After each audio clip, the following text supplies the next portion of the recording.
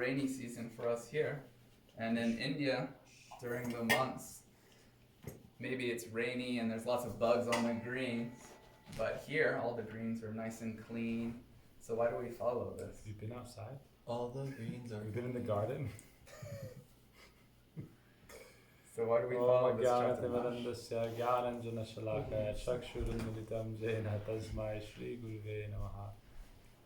Vandeham Shri Guru Varam Shirubanuga Pravaram Brajarasadasigang Narayanam Tankrapanam Shri Gurum Charanang Vande Ramana Prastaya Bhutale Rupanuga Bhaktirancha Kripamurti Narayanam Shiva Kunje Braje Ramye Govardhane Giro Sada Radha Kunde Rasanande Tat Tat Seva Pradayakam Guru Narayanakyam Tam Vande Vinoda Pustakam Yat Paras Smriti Matrena Damodaram Jai Shri Krishna Chaitanya Prabhupada Shri Advaita Gadadha Shivasti Gaur Bhakta Vrinda Hare Krishna Krishna Krishna Hare Hare Hare Rama Rama Rama Hare Hare Krishna. So now we are approaching Sri Caturmasya Vrat. We're going to start this vow for 4 months, strong austerities, Jirda Vrat. What do they say about who is like our great exemplar of properly following austerities? Raghunath Das Goswami. Vairagya Patanera Reka. His austerities were like lines etched in stone. They would never waver. So we are trying to become unwavering in our practice. It's called Utsahan Nishayat Dharyat. Goswami teaches in Upadeshamrita. Try to develop dharya, fortitude, do or die mentality. Bhakti Rakshak Sridhar Goswami Maharaj calls it die to live. Have this conception that I am willing to die to really live. And understanding, if you're willing to die to live, it means you have an understanding that what I'm doing now is not real life. That's also something important to know. That the life of the material body is not the real life of the soul. The soul you can be living if you are properly engaged. Otherwise, you're just kind of an automaton of Maya and the gunas and karma. This is the Bhagavad Gita we were talking about yesterday. We're just trapped in this machine of material nature, going through the modes as a witness, as a soul, Shakshi. And we're just being pulled along this chain, conveyor belt of material nature and material energy. So if we want to become a real independent agent, a doer, meaning spiritually alive, then we have to be ready to give up those things which are hampering our spiritual progress. Therefore, we must die to live. Those things inside or that are encasing us, those things which we are inside, we must be ready to give up. That's called our anartas. And so sometimes we have to perform a symbolic sacrifice. That's part of the idea about Chaturmasya. You could say, why are tomatoes that important? Why are eggplant that important? Why is urd dal that important? There's so many things you could say, this, that, and the other. You know, in earlier times in the Gaudiya Mat, many things that we eat now they didn't eat. Soybeans, kidney beans, a lot of the things that actually tend to agitate or enhance your material capacity to enjoy. And that's why, Bhaktisiddhanta Prabhupada would say the Gaudiya Mat is not a place for bodybuilders. Doesn't mean don't be fit, but I'm just saying this is actually, he says we're not encouraging foppery, which means so much, display of trying to show how opulent and wealthy and great your material body is. We're trying to practice a little bit of austerity. That's why you see the famous picture of Bhaktisiddhanta where he's like in this discolored, uttariya and loincloth, like in Bahirbas, and he just looks like, whoa. And that was after he'd been performing austerities for many years. So the idea in spiritual life, you need to perform some kind of austerity. That's one of the basic ideas of Chaturmasya. Now the flip side of that is that Bhaktisiddhanta sent out Bhakti Hridaya Bhan Maharaj, and before he went to the West, he said, go to the market and buy the most expensive shoes that you can buy in all of Calcutta. Go find the most expensive shoes you can buy and bring them. And then when he got them, he sent his sevak, he said, tell him to come in front of me wearing those shoes. And so it's a dilemma. Do I wear the shoes in front of my guru, which is you're not supposed to do? Or do I follow his order? So he followed his order. And his guru was so happy, he said, now you've renounced renunciation. I give you my full blessing and mercy. You've renounced renunciation. But for the sake of the happiness of your guru. So there's a time in spiritual life where following certain austerities is very helpful. But if you're on a higher level of dedication, then it's like, it doesn't really, is it going to change your life if you eat tomatoes or no for these 4 months? It's hard to say.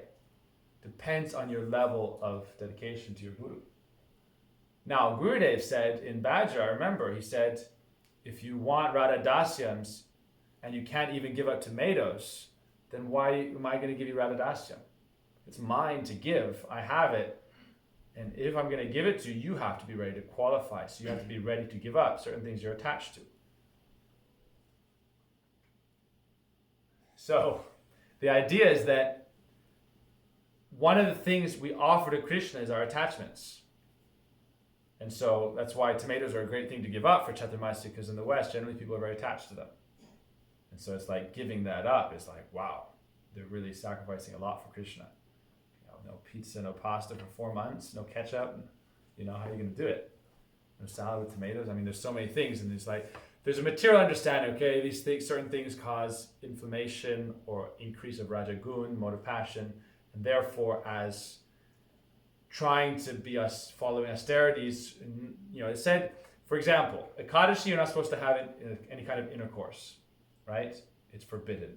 So it's a similar kind of thing in Caturmasya. You're supposed to limit your kind of sense gratification in those material ways. And so things that incite, even on a subtle, small level like aphrodisia, those are not encouraged for people who are strictly following vows. So it's like, if you want to follow Caturmasya Vrat, these things are encouraged not to take. If you don't want to follow Caturmasya Vrat, take whatever you want. It's a question of, are you following Ekadashi Vrat, are you following Caturmasya Vrat? If you're not following Vrat, do whatever you want. Nobody's like holding a gun to your head and telling you to follow a Vrat. Nobody is. But generally we reduce things on one hand that cause inflammation of Rajagun, mode of passion, which incites the senses towards sense gratification. That's also a reason why we don't take onion, garlic. It's Tamagun, Rajagun. It makes you more in the mode of ignorance. It lowers, you talk to people who are heavy into a lot of meat eating. Consciousness is working on a different frequency because you're limiting. It's like, it's a philosophical argument, like mind and matter and how they interface. How does the body interface with the mind and the consciousness? The body is the chariot. The mind, right, is described to be like the reins. And the driver and the passenger, that's the soul and the supersoul, or the intelligence and the soul. Different conceptions according to your level of dedication. Ultimately, we want Paramatma to be the driver. But right now, the chariot is the body, the horses are the senses. The mind are the reins. The soul is a passenger, the intelligence is the driver. And so it's a passenger in the sense of like, if you have a chauffeur, right? The soul is in charge, but the intelligence is driving. So you tell turn left, turn right. But your interface is the body. So the point of that is that if you take garlic, onion, you take or anything that's increasing Rajagun, like you only protein. I know stories from growing up Gurukul. Some people like protein, and then they just can't control their senses. And you hear about sorts of problems that's happen, because you're too much taking these material substances that affects the interface, it affects the vehicle you're driving. If you're driving a broken down car, you can have a great driver and a great passenger directing the driver, like an Uber driver and the guy in the back. You're still not going to be able to function and move nicely. So the body is our vehicle. We want to make it a great vehicle for God's service.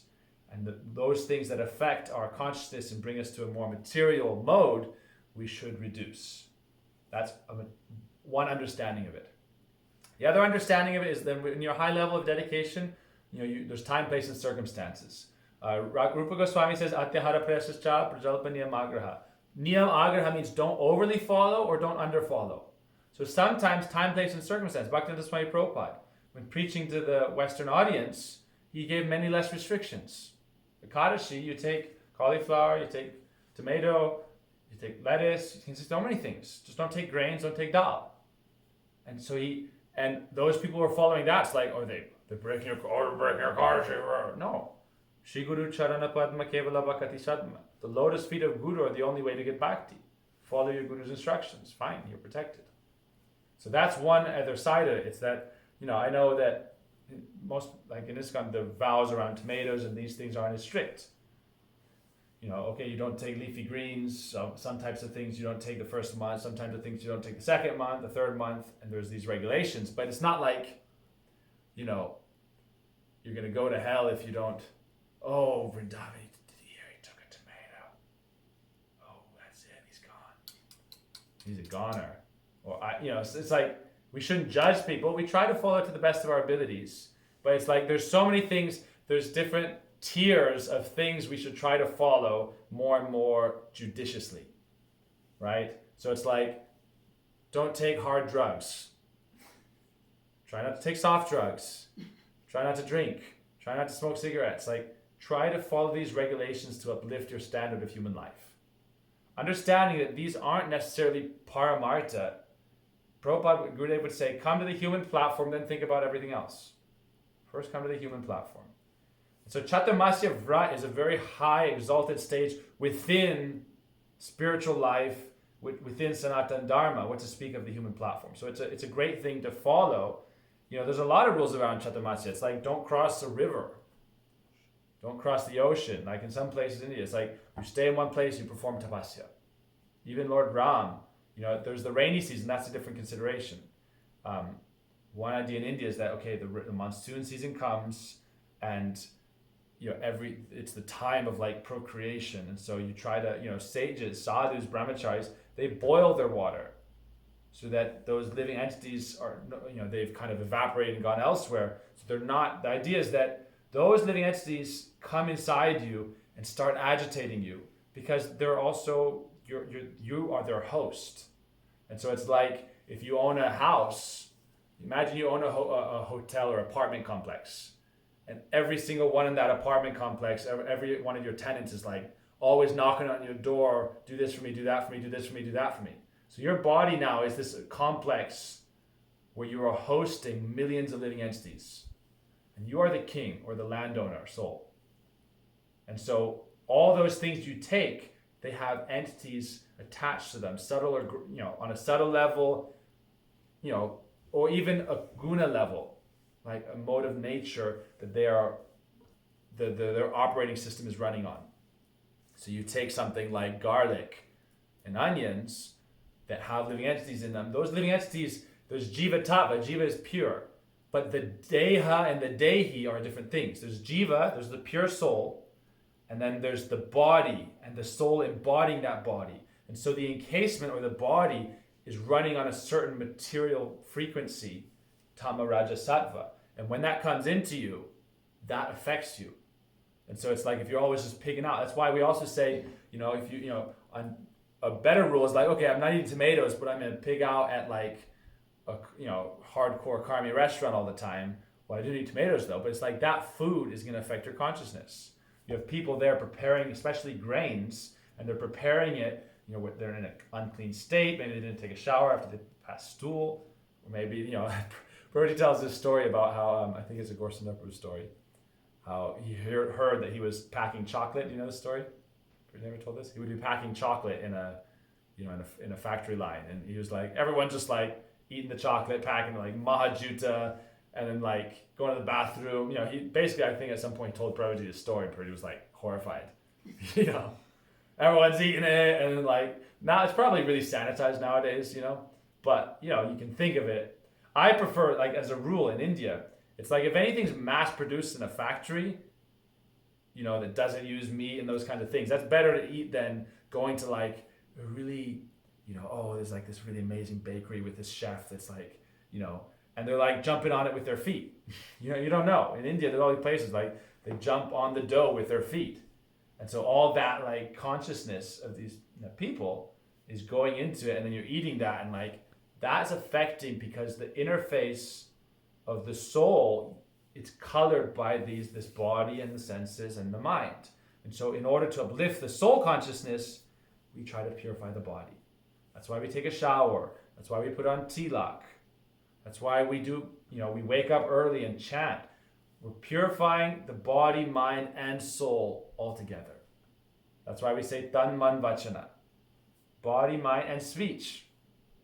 Try to purify and try to uplift. So these are some of the ideas around Caturmasya Brat. I wanted to read a little bit more from Prem Bhakti Chandrika. Prasad, continuing from where we left off yesterday. Prasad means mercy, but that is not the complete meaning. Guru Prasad means all the devotees who are with Sri Guru. They are his Prasad. Yesterday we were talking about the idea of Vaishnava family and how association is so important. So here in this, we're discussing this song, Sri Guru Charana Padma, and it talks about Guru Prasad, the mercy of Guru. And here he's saying the mercy of Guru is also the devotees. They are Guru Prasad. And so you should honor that Prasad. His mercy is present with them. If you don't respect and serve the Vaishnavas, but instead always fight with them, abuse them, insult them, then Gurudev will not be happy with you. God will not be happy. Guru's Prasad is with those who have love for Guru Pad Padma. Therefore, respect and serve everyone appropriately. How should you serve a god brother or god sister that comes to you? If you are qualified, you can distribute Sri Guru's teachings to them. If you have an asan, give them a seat. If you have water, give them water. If you have any food or a place to reside, give that. So that's all these things is like what we're trying to provide as an ashram. When people visit, if we are qualified, we distribute Guru's teachings. We give a seat. We give them some water. We give them some prasad. And if we can, we give them a place to rest. That's like basic culture of Vaishnavism and Indian culture, Vedic culture. When the sadhus would come to Jagannath Mishra's house, we hear the story. He gave him a place, gave him some stuff to cook, let him cook himself, even 3-4 times, and hosted very nicely. So it's actually described to be a great boon to be able to serve devotees. Like, generally minded people think, I receive benefit from people by getting accommodation from them. But the Vaishnav ways of thinking is that I receive benefit from people by being able to serve them. This is the Vedic understanding. If someone visits us, we've just received a benediction from the Lord by being able to host and serve Vaishnavas. And the amount of pious merit, if you want to think in material terms like Sukriti, wow, my spiritual bank balance is going way up. But that's not really how we think of it. Really, it's like, oh, they're Krishna's beloved devotees. I can serve them. What a great blessing. That's the proper understanding. But materially, oh, I'm getting hosted, I'm getting fed, I'm getting nice stuff. That's why it's like in India, Prabhupada always tells us, be careful. You go everywhere and people, you go house to house and people feed you and give you dakshin. And if you directly take that, not offer it directly to Guru first, they're taking all your pious merits and they're giving you all their bad karma. Because there's always going to be an exchange. So if you serve somebody, the exchange is that your bad karma is leaving and you're getting good karma. Kaya piya kiske, yad kare kiske. It's very dangerous. Like sometimes they tell us, oh, some like materialistic person's having a wedding, and you go and you help, and you take that food and you take the donation and you go and like spend it and enjoy it. It's very heavy on your consciousness. Like, it depends on the person. Some people can be having it. Krishnadas Prabhu, we had an amazing wedding. He was on like a singhasan up on a huge stage, and we're like, Haribo, looking up at our king and queen. It was ecstatic. We all had the prasadam, right? What did we cook? I don't remember. Do you remember what we had? Lots of stuff. It was pretty nice. But at the weddings, we're like, oh, don't go. Because, what's the consciousness level at? At the weddings, everyone's getting drunk in the street and partying all night. And I don't know for sure, but... Anyway, the point is, service to the devotees is a great boon in our life. So, I'm going to continue reading.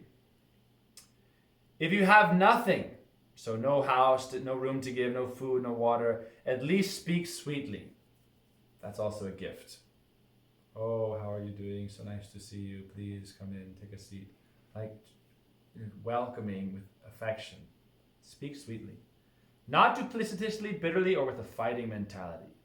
Endeavor to tolerate everything. Something I was wanting to talk about last night, but really beautiful. Prabhuji had me memorize all the Shiksastikam songs that Bhaktivinoda Thakur writes. And I would memorize them going back and forth in a rickshaw, picking up the water. Were you there when I was doing that? So I would load up like 200 liters of water in the rickshaw and drive to the police can, fill up the water and memorize the slokas. So there's a beautiful song, and Bhaktivinoda Thakur sings, Danya doya anyaman pratishtavarjan chari guni guni hao koro kirtan. That develop the mood of dainya, humility, dhoya, compassion, anyaman, respecting others, pratishtavarjan, no desire for prestige. Chari gun, when you develop these 4 qualities, then you can do kirtan. He said, even all those things are there still.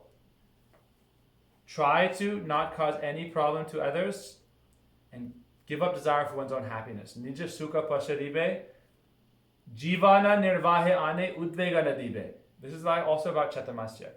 What is the meaning of Caturmasya? In the passing of your life, meaning in the course of your life, jivana nirvahe, while maintaining your life, udvegana dibe, try not to cause disturbance to anyone. Instead, para upakar, try to give welfare to others. Para upakar means try to help people. Nija sukh, and to help people, you have to be ready to give up your own sukh, your own consideration of your own happiness. This is spiritual life. I'll be happy according to my karma. This is a sastra. Krishna says, Matra sparsas tukunteya sitoshna sukha dukada. Heat and cold, winter, summer, happiness and stress, they come like the seasons passing. So don't really worry about it too much. Someone may be in a Maui kind of season life. They're always basically temperate and happy. Someone may be more volatile, but either way, it's going to be your karma. So therefore, don't worry so much about your happiness and stress. Try to do good to others, giving up one's own thoughts of one's own comfort. This is spiritual life. This is the mood of compassionate service we're trying to embody. Then, if you do like this, you have to try to tolerate everything. Be patient. With patience, you can conquer everything. Prabhuji wrote me this in like an email 4 weeks ago. He said, patience. With patience, he said, if there's no patience, how will we manage to serve in Srila Gurudev's mission? He said, without patience, how will we manage Gurudev's mission? Like, how are we going to serve in it? If there's no patience. It's impossible. It's so easy if you're like a short fuse and you're always burning out, or like the breaker switch is always getting triggered. Don't try to be less easily triggered. There's going to be things that trigger you, but try to develop more resistance towards those things and just have it like water off the duck's back. No problem. This is what Krishna says in the Bhagavad Gita. He says, try to be like a lotus that's above the water, even though it's connected to the mud. It's connected to the material energy, but it's not touched by it, meaning it's aloof, it's unattached. Therefore, try to endeavor to tolerate everything. Be patient. With patience, you can conquer over everything. E Baba Todiya Jai, if you have relation with Guru's Prasad, you will cross over Maya and you will never have problems in life. Everyone will bless you and help you and give you mercy, and you will never be afraid. Krishna prapti hoy jaha hoite. This is not too much of a headache. Why will you go to Krishna? What is necessary? Krishna is all attractive. He is raso vaisha. When you imbibe Krishna ras, you will not run here and there for jad ras, mundane melas. You will automatically go to Krishna.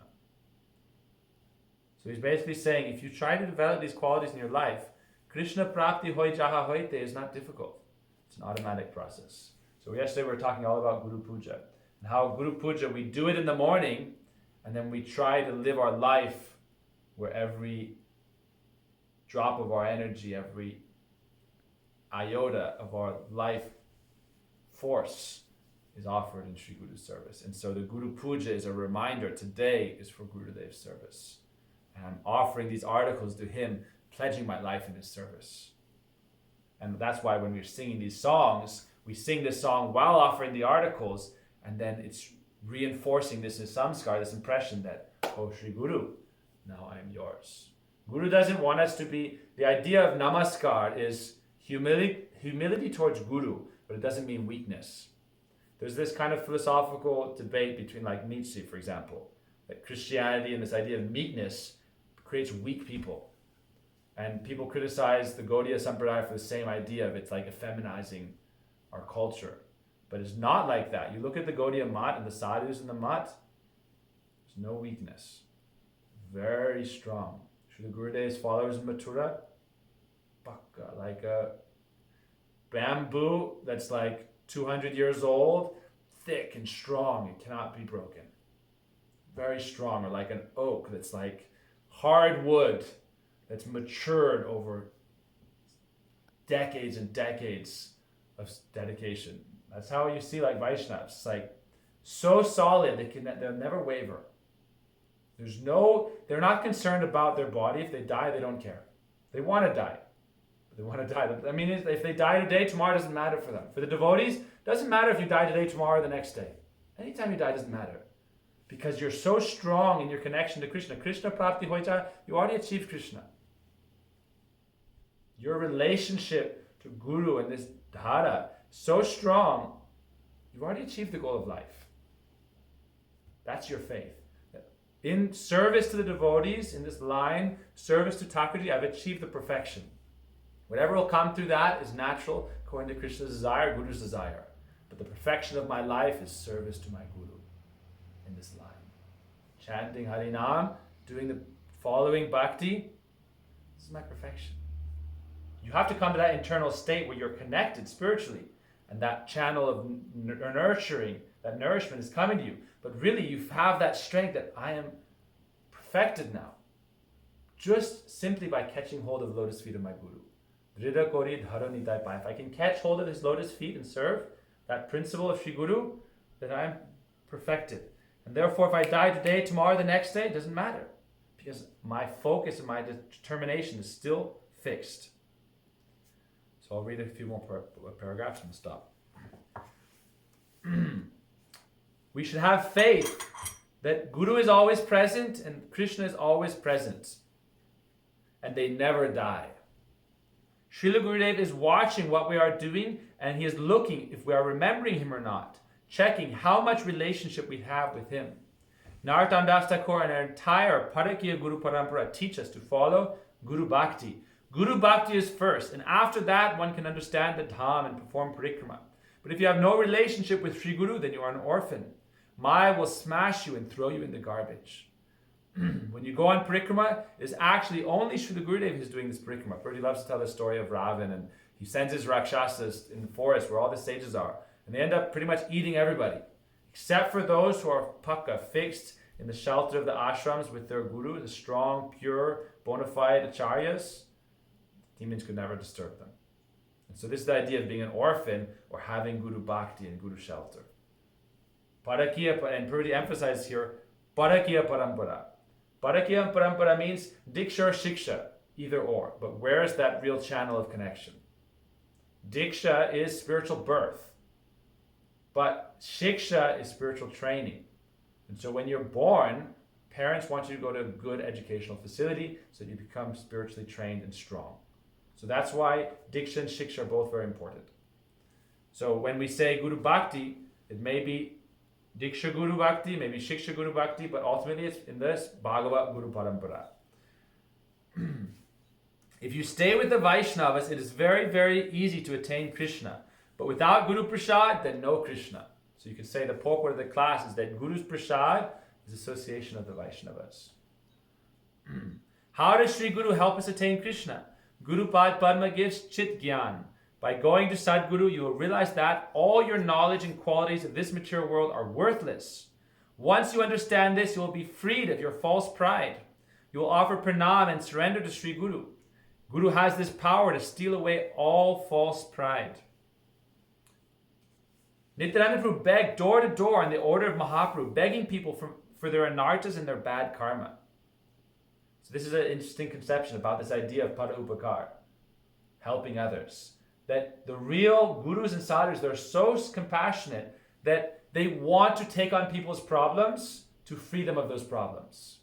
This is the nature of a sadhu. The stories of sadhu, they had leprosy and all these worms were crawling on them. And the worms would fall off into this dirt and soil on the pathway. They would pick them up and put them back in their body because they didn't want them to starve and die. I'm not that compassionate. When you get Lyme, we take the drugs to kill the bacteria. Bye-bye. Huh? But it's because Guru Vaishnava is instructed to keep using this body for service. But you imagine a sadhu with leprosy and the worms are falling off and they're picking them back up and putting them back on their body. When we take off the tick, no, come, you'll get hungry. No, don't follow that. You have to do it according to Adhikar and instruction. But the point is that Nityananda Prabhu is saying, goes door to door and says, please give me your anarthas, give me your bad karma. Prahlad Maharaj said to Nrsingadev, Nrsingadev again and again said, take a boon, take a boon, take a boon. Prahlad Maharaj said, fine, if you insist on giving me a boon. Prahlad Maharaj first said that, look, I'm not worshipping you for some kind of benefit. I'm not a businessman. I'm your devotee, you are my master. These are eternal relationship. I am your Nitya Das, you are my Nitya Prabhu. Same thing Hanuman says. Sevya sevaka bhava vinuna bhavatarya iha urugar bhajiya rama pada pankaja shabakaj bisad. Tulsidas sings. Hanuman says, I am your eternal servant, you are my eternal master. This is our eternal relationship. Please don't ever take this away from me. Bhajiya rama pada pankaja. Please, O Lord, may I worship Lord Ram's lotus feet and give up all other things, all other ideas. So Nrsingadev is saying again and again, please take a boon. Prahlad Maharaj said, oh Lord, if you insist on giving me a boon, what boon did he request for? Who knows? The living entities have so many anarthas, they are suffering so much. Please give them all to me. I will suffer life after life in hell. But please bestow prema bhakti on all the living entities. This is the mood of our Gaudiya Sampradaya. Prahlad Maharaj had this mood. Haridas Thakur had this mood. Mahaprabhu tried to teach us this mood. Jesus Christ. This is the idea of this mood of sacrifice, where it's like the bodhisattva kind of mentality. Sacrifice to try to relieve the suffering of others. I will take on their suffering, and I'll give them whatever piety I have. Haridas Thakur prayed the same way. So Nrsingadev said, you have defeated me. I cannot fulfill your request. So it's a sentiment of the devotee. The Lord will not let that happen. But it's the purity of the sentiment of the devotee. Instead, if anyone remembers you and takes your shelter, I will free him from all suffering and give him pure devotion. So the Guru Varga, they are the ones who take away all anarthas and false pride of living entities. After that, the jivas are able to truly offer pranam. So I want to read one more quote and then we'll stop. It's a beautiful story here. Skipping ahead a paragraph. Once a Brahmin cursed Mahaprabhu, saying, you will have no more money. What did Mahaprabhu say? Very good. I'm very happy. Then the Brahmin said, your family life will be destroyed. Mahaprabhu said, this is even better. So it's contrary to general thought. That's why Bhagavad Gita, chapter 2, Krishna says that when materialistic people are awake, sadhus are sleeping. When sadhus are awake, materialistic people are sleeping. This is the idea. Their nature is contrary to worldly nature. Mahaprabhu is very happy. Oh, I have no money, no good family life. Fantastic. If someone curses a sadhaka to lose all his worldly possessions, this is very favorable. It is a blessing, and he should be happy. It is not a curse. It is actually a boon. The bhakta is not concerned about wealth, so-called material religiosity, dharma, artha, kama, and moksha. It's a whole other interesting topic. What time is it? 5 minutes? Our friends at present, friends in quote marks. Who are our friends at present? The senses and the mind. They always try to defeat and enjoy us. And if we follow them, they are happy. And if not, they become disturbed. But the forms, touches, tastes, sounds, and smells of this world, they do not attract the bhakta. His attachment to his body becomes smaller and smaller, less and less, and at one point it is completely gone. The body remains, but it is like a temple of the Lord. And therefore the devotee cleans and maintains it, but his relationship is with Krishna. Just like the center of all activity in a temple is Krishna, or the deity. So when you are serving Krishna in your spiritual form, the physical body will be maintained habitually, without requiring great endeavor. But if you have deep attachment to your material body, you will suffer greatly. So to help you come out of illusion, Maya will punish you. So this is our idea of Caturmasya. This is our idea of trying to serve. We're trying to create the temple. By creating the temple outside, we can try to create the temple within our body, within our heart, within our mind, and also outside. That in spiritual life, you're supposed to create a temple. This is a very important pillar of spiritual life. When we follow spiritual life, Why are temples so important? Because a temple is a place to be in a proper state of mind, in alignment with the soul and God. And so in spiritual life, we build a temple. And we do that through Manasi Seva, that you can go in chanting, you can go into your mind, you can go through the mind down into your heart. In that meditative space, you can have your beautiful temple where you serve Krishna. But we want to project that into the world we're in, because that environment then will color our internal states. And so our activities in the ashram, the gardening, any of the temple service, the cooking, the cleaning, that's all service of the mandir. And that mandir helps us also create the mandir within. And that is what helps us make our life centered on pure bhakti. All our activities then become centered on our relationship with Krishna. And we want that relationship to be one of pure love and affection. So we do it because it is the natural, spontaneous action and mood of our heart. This is called bhav and kriya. This is bhakti. Oh, why am I doing it? I'm doing it because it is for my beloved Krishna, my Swamini Shrimati Radhika, and for my Shri Guru Pad Padma. And therefore, for that spiritual relationship that is nourishing me, that's the idea of spiritual perfection. Spiritual perfection is perfection of your relationship with Guru and Krishna.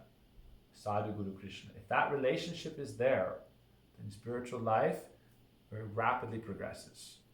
Sadhu Guru Vaishnav, and to them we're connected to Krishna, and that spiritual relationship is our perfection. So if we have that relationship and we develop it more and more through mamata, through service, then very easily we can cross over this bhavatariya, samsara.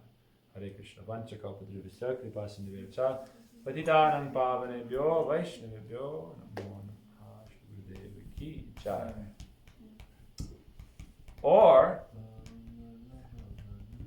the idea of we can be so detached from everything that we are attached to everything.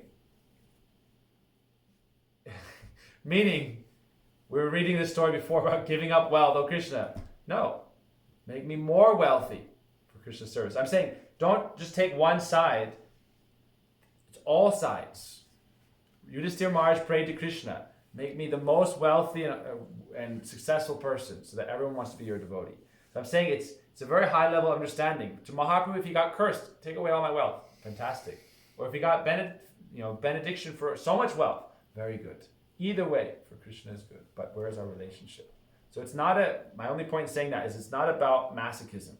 It's not about like hurting oneself and getting rid of everything and going and standing on your tiptoes in the rain all day and like putting fires all around you. That was a different kind of austerity.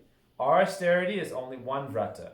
Shirupa manjari pada, say more sampada, say more bhajana pujan, say brata, say tapa, say more mantra japa, say more jivan ev jivan. That is my life. For that, whatever is required, I will do.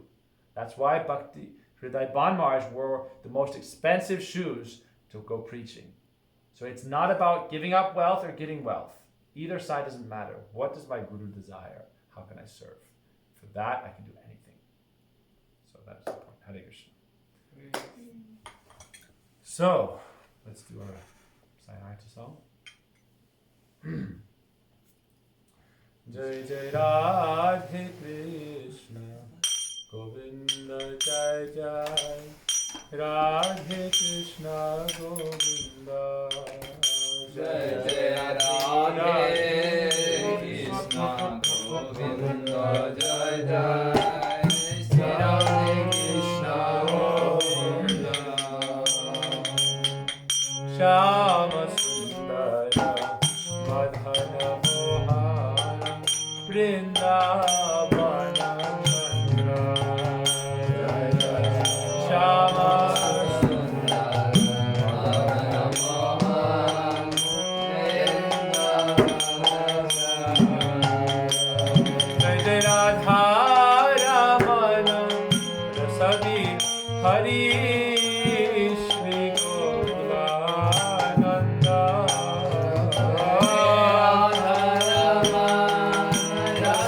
Radha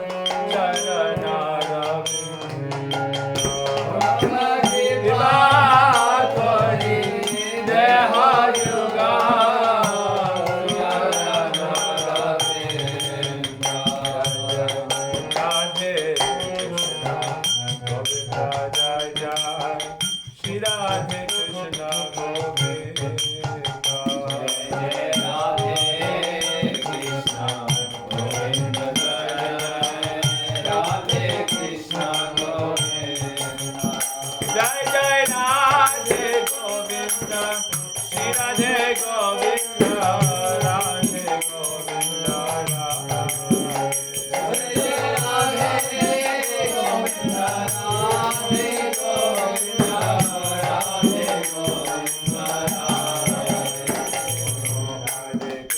Hare Krishna, Krishna Krishna, Hare Hare, Hare Ram, Hare Ram, Ram Ram, Hare Hare, Hare Krishna, Krishna Krishna, Hare Hare, Hare Ram, Hare Ram, Ram Ram, Hare Hare, Hare Krishna, Krishna Krishna, Hare Hare, Hare Ram, Hare Ram, Ram Ram, Hare Hare, Hare Krishna, Krishna Krishna, Hare Hare, Hare Ram, Hare Ram, Ram Ram, Hare Krishna, Krishna Krishna, Hare Hare, Hare Ram, Hare Ram, Ram Ram, Hare Hare, Hare Krishna, Krishna Krishna, Hare Hare, Hare Ram, Hare Ram,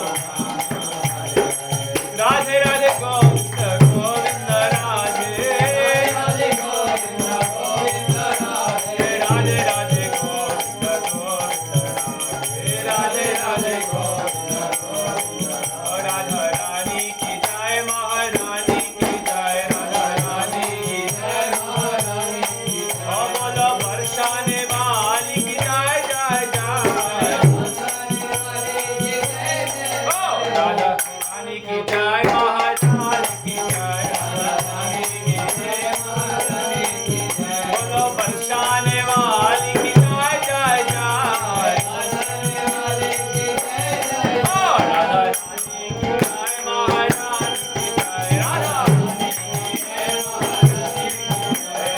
Rani ki jai, Maharani ki jai, Radha Rani ki jai, Maharani ki jai, Radha Rani ki jai, Maharani, jai jai Gurudev, Gurudev, Gurudev, jai jai Gurudev, jai jai Gurudev, Gurudev, jai jai Gurudev, jai jai Gurudev, Gurudev, jai jai Gurudev, jai jai Gurudev,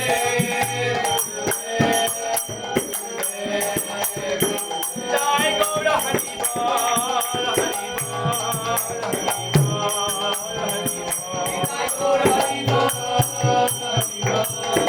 Hari Bol, Hari Bol, Hari, jai Gaura Hari Bol, jai Shri Shri Guru Ram Bandari Shadhavan Pidiju ki jai, Paramarittam Gurupal Padma Shri Bhakti Vedanta Narayan Goswami Maharaj Shri Gurudev ki jai, Shri Bhakti Vedanta Bhami Goswami Maharaj ki jai, Shri Bhakti Vikram Goswami Maharaj ki jai, Shri Bhakti Vedanta Swami Prabhupada ki jai, Shri Bhakti Pragyan ki Shri Goswami Maharaj ki jai, Shri Bhakti Siddhanta Saraswati Swami Prabhupada ki jai, Shri Rasputi Maharaj ki jai, Uttarakhand Thakur ki jai, Jagannath Dasputi Maharaj ki jai, Swasta Rupanuga Gauriya Guru Varg ki jai, Sapar Shri Prabhupada ki jai, Shri Rupa Sanatana Bhadra Raghunath Jeev Gopal Patidaswaram Sadguru Swami Brinda ki jai, Prem Shri Shri Krishna Chaitanya Prabhu Nityananda Shri Advaita Gadadhar Shivasri Shri Gaura Bhakta Brinda ki jai, Shri Radha Krishna Gopa Gopi Go Govardhan Dwara Samanam Krishna Mandal Dham ki jai, Shama Kund Radha Kunjumana Kuntvasivati Devi ki jai, Karisambada Charya Charya Dham ki jai, Madhumata Vaishnava Brinda ki jai, Samagata Gaur Bhakta Brinda ki jai, Jai Gaur Premanande, Hari Hari Bo, Jai Jai Shri Radhe Shyam. Om Vrindaye Vasudevaya Jai Kesava Krishna Bhakti Vrindaye Satyavate Namo Namah. Vancha kalparishta kripa sindhu bheva cha paritanam pavanebhyo vai